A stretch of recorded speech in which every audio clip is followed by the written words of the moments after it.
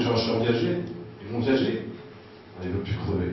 Depuis qu'il est en viager, mon viager, il mène une petite viager. Moi, j'ai l'impression d'avoir adopté un petit viager. Je ne sais pas ce qui m'a pris, mais j'ai dit oui. Parce que maximum, c'était 2 ans et demi, alors j'ai misé sur le papy. Si tu voyais le truc. Un vrai fossile.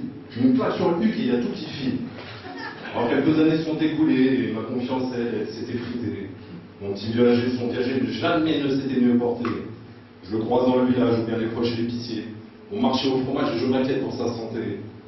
Quelquefois, je l'ai invité, comme bien souvent, pour un café, histoire de le faire un peu parler et de savoir comment il se sentait. Et lui, il revivait. Et moi, j'étais saoulé. Et sans cesse, je me demandais, mais quand est-ce qu'il va crever?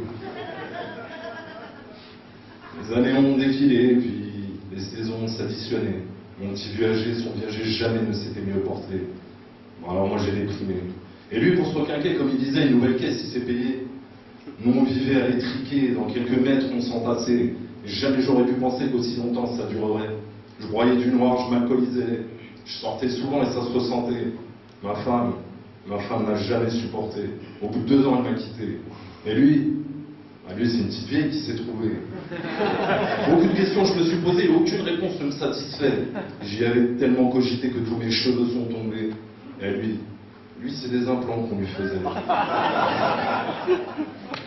On a fini par m'interner car j'étais vraiment fatigué.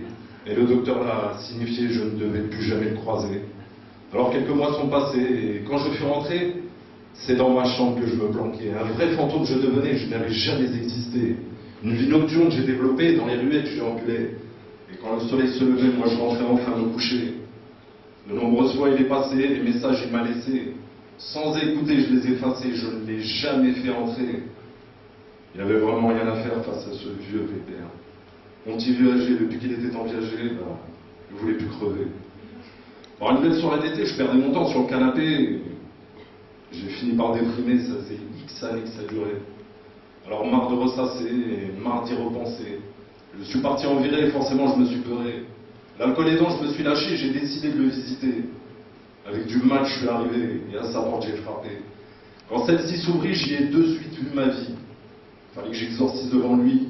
J'ai avoué, je lui ai tout dit. Alors il m'a pris par la main, m'a gentiment offert une chaise et un verre. Puis il m'a dit, écoute gamin, moi je t'aime bien. Ce qui s'est passé, c'est rien. Il faut penser à demain. Vas-y, bois que je t'en remette un. J'ai eu des remords et des regrets et de la honte plein les pensées. Mon petit vieux âgé, je crois que j'ai eu tort de le mortifier. Alors on a pleuré, pas mal pleuré. Et puis on s'est réconciliés. Prends ma voiture pour rentrer, si gentiment proposé.